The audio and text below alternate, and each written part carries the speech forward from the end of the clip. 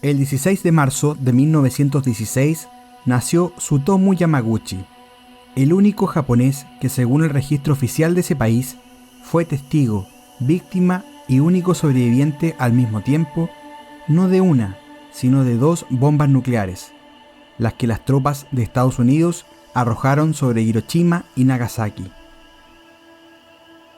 Fue a la vez testigo y víctima del poder destructivo de las armas nucleares. Sin embargo, recién en el año 2009, 64 años después de la tragedia que partió al mundo, al archipiélago de Japón y a sus propias vidas en 2, el gobierno de Japón reconoció oficialmente a Tsutomu Yamaguchi era un Iwakucha, o un sobreviviente de la radiación.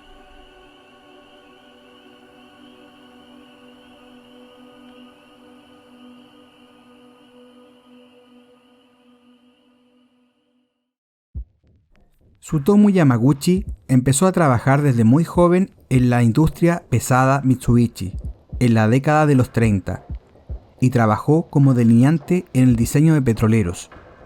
A lo largo de la guerra, continuó con su trabajo en la empresa. Aunque viviera y trabajara en Nagasaki, el verano de 1945 estaba en Hiroshima para un viaje de negocios de 3 meses de duración.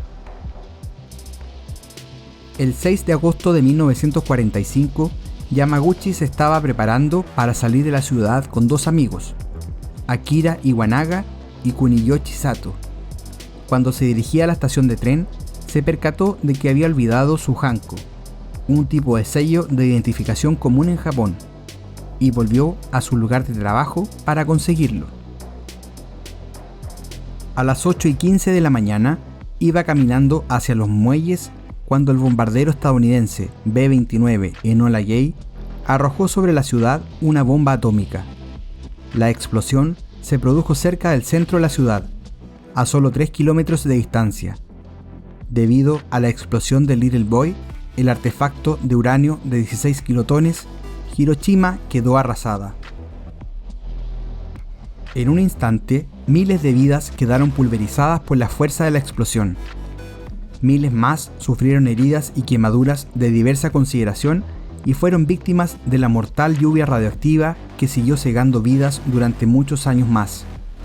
Se calcula que perdieron la vida 20.000 soldados japoneses y entre 70.000 y 126.000 civiles japoneses.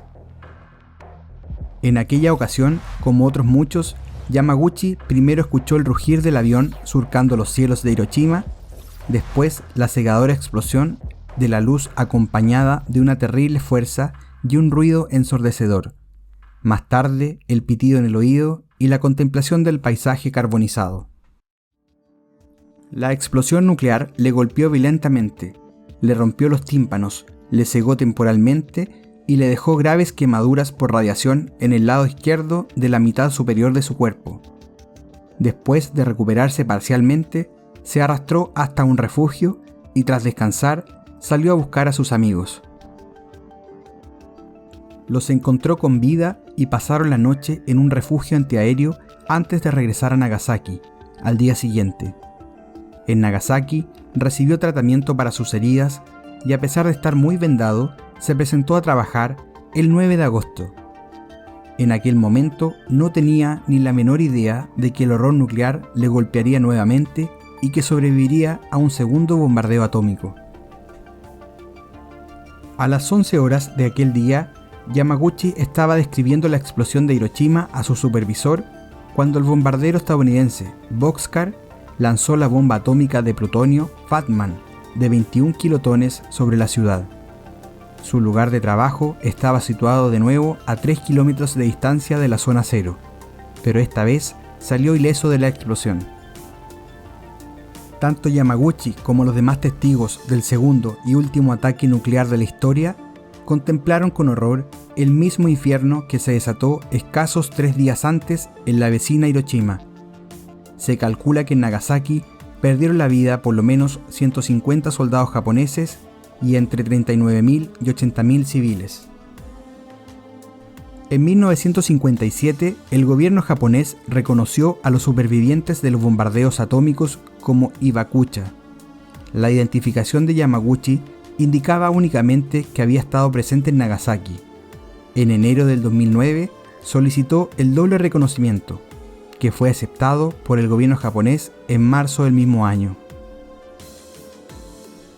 Fue así como se convirtió en la única persona reconocida oficialmente como superviviente de ambos bombardeos, aunque se calcula que hubo 165 personas. Yamaguchi murió el 4 de enero del 2010 a la edad de 93 años, debido a un cáncer de estómago. Si no conocías esta historia y te gustó el video, no olvides dejarnos un me gusta, suscribirte al canal y así ayudarnos a seguir creciendo para poder contar las historias más curiosas que vale la pena recordar.